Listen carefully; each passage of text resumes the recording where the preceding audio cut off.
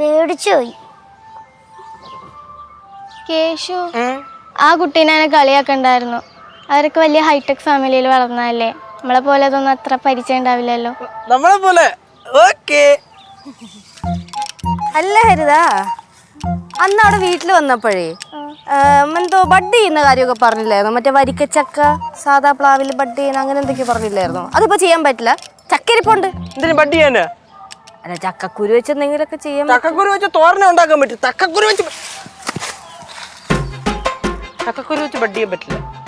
ഇപ്പൊ ബഡിങ് പറ്റില്ല. ഇപ്പൊ കായ്ഫലം നടക്കുന്ന സമയല്ലേ, ഇപ്പൊ അതൊന്നും പറ്റണ്ടാവില്ല. അതാണ് കണ്ടാ. എന്താ അത്? ചേട്ടൻ എന്തെങ്കിലും അറിയോ? എനിക്ക് എന്തൊരു അറിയോന്ന്.